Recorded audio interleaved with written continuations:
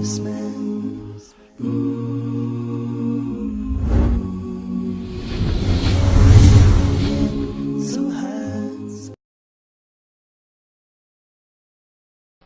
a really awesome question. A lot of people ask me that. I've heard this question via email. I've had personal conversations with people all along these lines. What kind of God is He that creates me and then gives me the option and then creates hell, and knowing that I'm going to disbelieve in Him, end up in hell? The bottom line of this line of questioning is you want to blame God for going into hell. That's the bottom line. And the other bottom line is you feel as though you've got a logic, you've one-upped God because you come up with a logical criticism, something God Himself didn't think of. Or if God is so perfect, how come He didn't, or He's so merciful, how come He didn't take His mercy into account in creating hell? The way the Muslim approaches this is actually from a very fundamental point of view, not a philosophical one. Okay. The fundamental approach the Muslim has is God introduces Himself to us in the Quran by saying, Alhamdulillah. All praise and gratitude belongs to God, belongs to Allah. Everything He does is praiseworthy, everything He does is perfect. That's our belief about God. God is perfect in every way. And everything He does should be appreciated, we should thank Him for. After He tells us that nature of Himself, immediately He tells us Rabbil Alameen, which means He's the master of all people and all nations. Now think about the word master. A master has complete authority over slaves, yes?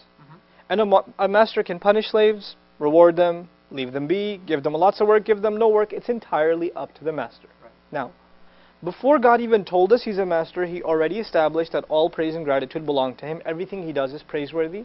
Everything He does is wonderful. You can't exactly say that about any other master. Any other master will do things that are, that are oppressive, that are unfair. That's what a slave can expect. They can expect to be coerced. They can expect to be tortured, etc., etc. But God first, before He even tells us He's a master, He says He's a praiseworthy master. Right. Then He goes on to say He's unimaginably merciful as a master. Now, before even talking about or proving God's mercy, because that's what's in question here in the questioner's mind, what kind of merciful God is this? Right. The problem is you're thinking of Him as God and not as master. That's the real problem. If you accept the summary of the Quran, what does it want from people?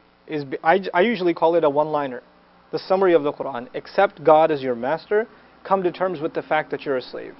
If you come to terms with that fact and learn to trust Him as a master, then everything He's done, everything He's created has a purpose, has wisdom. If you haven't come to terms with the fact that He's your master, He has authority over you. He's just someone who created you, and after that you have the right to question Him and to criticize Him and to do that. Then you've missed the fundamental premise of the Quran. Muslims don't ask these questions. Why not? Because we've accepted God as master. Now, He didn't just create a hell to throw people in it. The fact that the Quran, somebody asked me this recently, the Quran is very explicit, very graphic in its description of hell. I mean, it's really, really scary stuff in some places. So somebody asked, if this is a book of guidance, why go so explicit? You ever heard of the Scared Straight program?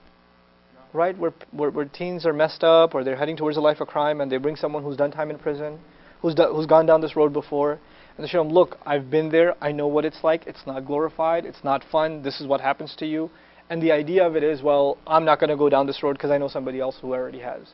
Hellfire hasn't happened yet, but God will give us a picture as though it is happening right now, the point of which is to scare us straight. It's actually a mercy from God that He told us about hell. Whether you like it or not, it's there. Whether you come to terms with it or not, it's there. Whether you're uncomfortable with the idea of hell or not, it's there. So God's mercy is to let you know, here's what you can do to not be in it. That's God's mercy. Instead of saying, well, I don't want to believe in this faith because it has a concept of hell. Whether you like that concept or not will not change reality. It won't change reality. All you can do at that point is learn how to protect yourself. And I reiterate what I started in this interview with. God says He didn't create us for hell.